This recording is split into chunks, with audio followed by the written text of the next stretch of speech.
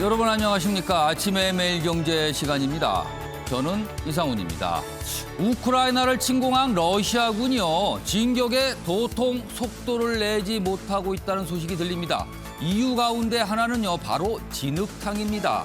우크라이나 땅은요. 봄철에는 진흙탕이 되는데 올해는요. 온난화로 그 시기가 평소보다 빨리 왔다고 합니다. 온난화가요. 이럴 때는 매우 신통한 역할을 하고 있습니다. 자, 그럼 일면 기사부터 바로 출발합니다. 먼저 매일경제 보시죠. 자, 이쪽 끝에 기사가 있습니다. 어제 서울시에서 나온 얘기인데요. 한강변의 60층 아파트 스카이라인이 확 바뀐다. 그동안 35층 규제에 묶여 있었죠. 근데요, 이게 8년 만에 폐지가 됐습니다. 그래서 최근에 대선 후보들 재건축, 재개발 이런 얘기 많이 하는데요. 이런 재건축 등의 탄력이 있을 것이다. 이런 전망도 나오고 있습니다. 다음은 한국일보 보시죠. 자, 어제 있었던 가장 큰 정치 뉴스죠. 어제 아침에 매일경제에서도 이 기자회견 내용, 두 후보의 기자회견 내용 바로 전해드렸는데 바로 그 기사입니다. 윤석열, 안철수 깜짝 단일화를 했다. 그리고 대선은 알도리가 없다. 요동치고 있다. 이런 내용이군요. 그리고 사진 크게. 양쪽의 후보들 사진을 이렇게 크게 싣고 있습니다. 아래로 가겠습니다. 자, 윤, 안, 더 좋은 정권 교체 이렇게 외치면서 단일화를 했습니다. 대선 직후 공동정부 구성 그리고 합당 등 합의를 했습니다. 물론 뭔가 이제 더 남아있는 거죠. 정확한 내용들에 대해서는요. 사전투표 전날 대선 3자 구도로 재편이 됐다. 자, 그럼 이게 과연 어떤 영향을 줄 것인가? 당별로 그리고 당사자별로 전망은 좀 갈리고 있습니다. 이번엔 한겨레 보시죠. 자, 이쪽 끝에 있습니다. 우리나라 국민들의 소득 얘기군요. 1인당 국민 총소득 보니까요. 3만 5천 달러를 처음으로 돌파했다. 이렇게 돼 있습니다. 자, 일단 작년에 성장률 4% 정도 기록했고요. 그리고요. 최근에 보면 약간 환율에 이런 것도 자기 영향을 받았다. 11년 만에 최고를 기록했다. 이런 내용입니다. 마지막으로 동아일보 확인해 보겠습니다. 자, 이쪽 아래쪽에 있는데요. 러시아 얘기군요. 세계 3대 신용평가사 러시아의 국가 등급을요. 정크 등급으로 강등했다. 정크는요. 투기 등급. 굉장히 위험하니까 조심하세요. 이런 신호인 겁니다.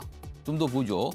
러시아 돈이죠. 루블화 가치 사상 최저요. 그리고 러시아 경제가 지금 벌써 휘청거리고 있다. 이런 징후들 나타나고 있죠. 성장률은 마이너스 7% 전망이 되고요. 그리고요. 일각에서는 이거 러시아가 국가부도 될 수도 있다. 빚을 못 갚는다는 겁니다. 이런 가능성까지 나오고 있습니다. 자, 오늘도 뉴스의 의미를 깊숙하고 풍부하게 짚어주시기 위해 네 분께서 자리하셨습니다. 한 분씩 소개해드리겠습니다. 자, 먼저 화면 가장 맨 왼쪽에 앉아 계십니다. 윤상한 매일경제 논설위원 자리하고 계십니다. 그리고 그 옆에는요. 김관옥 계명대 교수 나와 계십니다. 자, 그리고 세 번째 자리에는요. 염태영 전 더불어민주당 최고위원 나오셨습니다. 그리고 마지막으로 이두화 국민의힘 손대본 대변인 자리하고 계십니다. 자, 네 분 안녕하세요. 안녕하세요.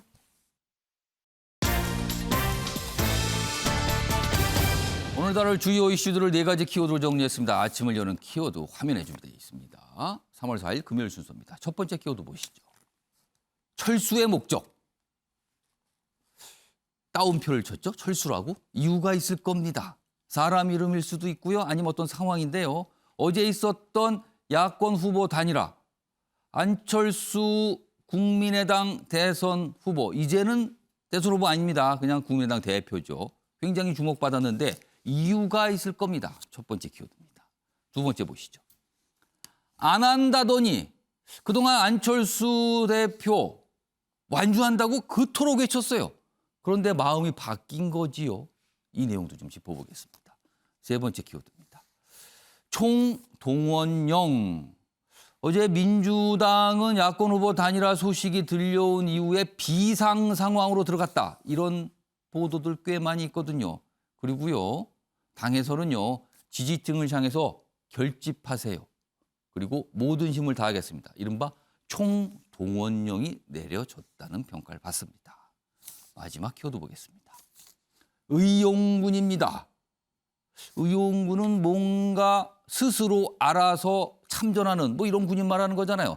지금 우크라이나 전쟁 상태인데요. 전 세계에서 그 전쟁에 참전을 하겠다. 우크라이나를 위해서 전쟁을 하겠다. 이렇게 손을 드시는 분이 많다고 합니다. 우리나라에서도 많은 분들이 지금 손을 들고 있답니다. 자, 그런데요. 이게 우리나라 실정법상 가능한 건가? 참전이 가능한 건가? 이 내용 좀 살펴보겠습니다. 자, 아침에 매일경제 첫 번째 이슈는요. 오늘부터 내일까지 이틀간 사전투표가 진행이 되는데 이 내용 좀 다뤄보겠습니다. 뭐 아시는 분들은 알지만 아직 모르시는 분들도 있을 것 같아서 소개해드리죠. 오늘 내일 사전투표입니다. 오늘 내일 사전투표. PCR 검사 양성 전이라면 일반인과 투표할 수 있어요. 그런데 확진이 되신 분들 있잖아요. 이분들은요. 오늘은 못합니다. 내일 하실 수 있는데 내일 오후 6시 직전에 투표장에 가야 된다. 그러니까 대략 5시 정도에 투표장에 도착하셔서 조금 준비 과정을 거친 뒤에 투표하실 수 있다는 겁니다. 여기 보시면요.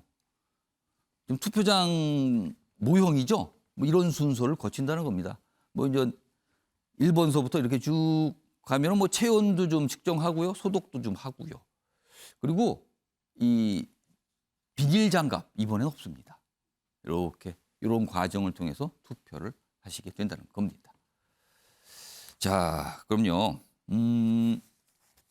지금 이 사전투표와 관련해서 이 안보란 기자가 현장에 좀 나가 있거든요. 자, 그러면 현장 연결 좀 해보겠습니다. 자, 지금 서울역 사전투표장에 나가 있는 안보란 기자 한번 불러보죠. 안 기자, 지금 많은 분들이 투표를 하러 오시고 계십니까? 상황 좀 전해주시죠. 네, 출근 시간을 지나면서 이곳 사전투표소 찾는 분들 조금씩 늘고 있습니다. 8시 기준 사전투표율은 1.20%, 사전투표가 시작된 이후 가장 높습니다. 사전투표는 오늘과 내일 이곳 서울역을 비롯해 전국 3,552곳에서 이뤄집니다. 오전 6시에서 오후 6시까지고요. 사진이 붙은 신분증이 있으면 주소와 상관없이 어디서든 투표에 참여할 수 있습니다.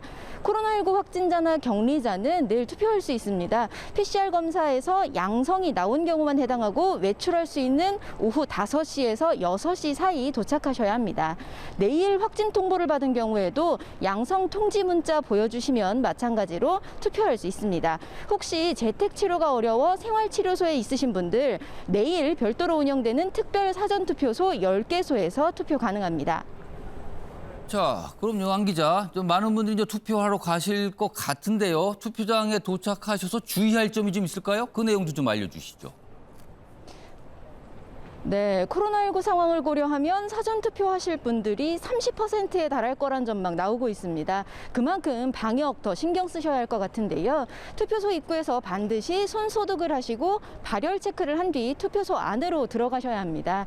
지난 재보궐선거 때와 달리 비닐 장갑은 원하시는 분만 착용하시면 됩니다. 사전투표 용지는 현장에서 인쇄되는 만큼 안철수, 김동연 두 후보 이름 옆에 사퇴라고 표기될 예정입니다. 투표소 위치는 중앙선관위 홈페이지나 포털 사이트 등에서 확인할 수 있습니다.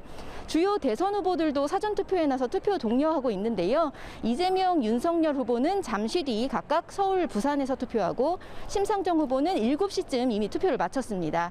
선거 당일 투표가 어려우신 분들 오늘과 내일 꼭 투표소 오셔서 소중한 한 표 행사하시기 바랍니다. 지금까지 서울역 사전투표소에서 MBN 뉴스 안보라입니다.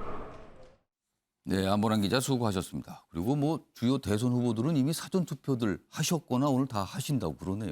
아무래도 사전투표 독려하는 분위기가 느껴집니다.